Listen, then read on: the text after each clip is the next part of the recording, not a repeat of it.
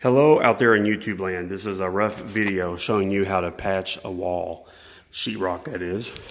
So today we're patching up a sheetrock wall of a kitchen counter where it was raised about 4 or 5 inches, where we had to raise the electrical for the rise of the backsplash because the granite is raising the counter on the other side. So what we had to do was we cut everything out, got everything sturdy, 3-inch wood screws and all. So the thing with sheetrock, whether it's a hole in a wall up there or whether it's just patching a bigger spot like this, if you have more, the max that you can have is a 2-foot run without support behind it. I say 16 inches. But the thing with the wood is there's no support behind it. So if you were to only put screws here, here, and here, when you're mudding this, it wouldn't be pushing back. So you need something to support behind it. That way when you're pushing and mudding, or if somebody bumps it on accident when there's a bar here with a stool, what would happen is it would give way. So we put wood behind it, and we do that all the way over here. It might take a few minutes, but it saves a lot of time.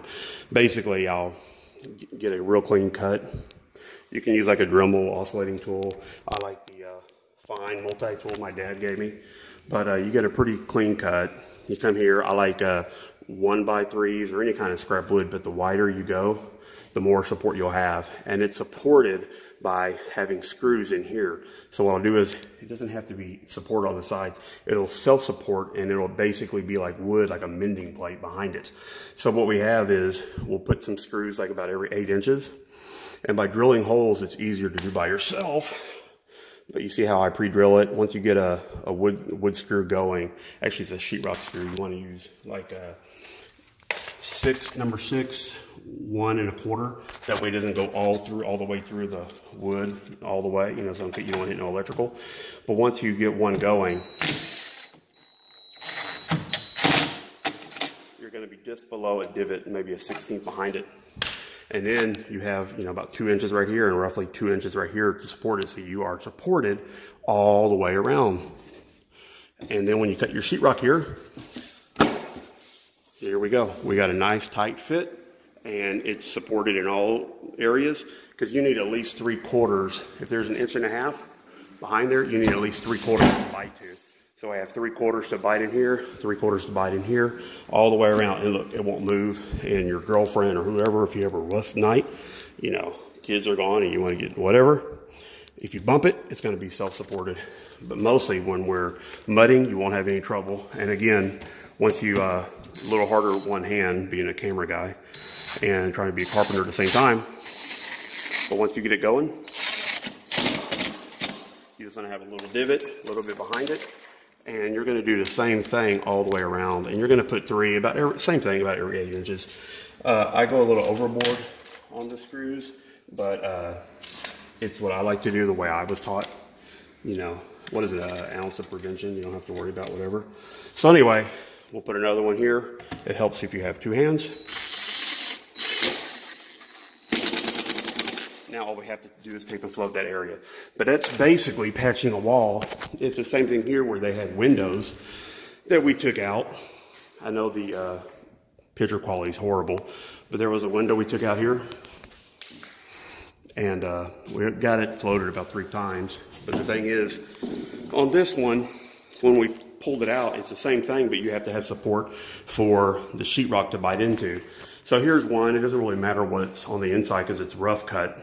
But if you look at it, you got a 2x4. You just have to go with the same framing that's there to have something to bite into. So, we used plywood that was laying around that was 1/2 inch. Sheetrock is the same. It doesn't really matter, to be honest. Anything that's 1/2 inch. Mud will stick to any of it. But if you see, we came back and put it right on top of the sheetrock, and that's pretty much all it is. Squared it up, whether the wall's level or not, have a 1/2 inch here. So when you come back around, we're going to put another one here. But once you get your sheetrock cut, if you cut it pretty tightly,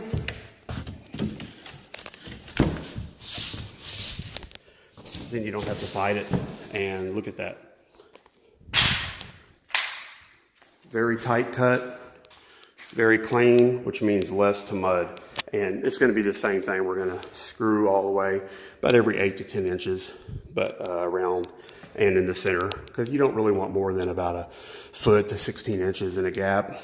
If you would have gone to straight 3 foot across without any wood or support in the center, somebody could have bumped it and broke it. But anyway, that's pretty much the secret of patching and having support and having some kind of stuff behind it so you can mud it and, you know, patch sheetrock holes very simply.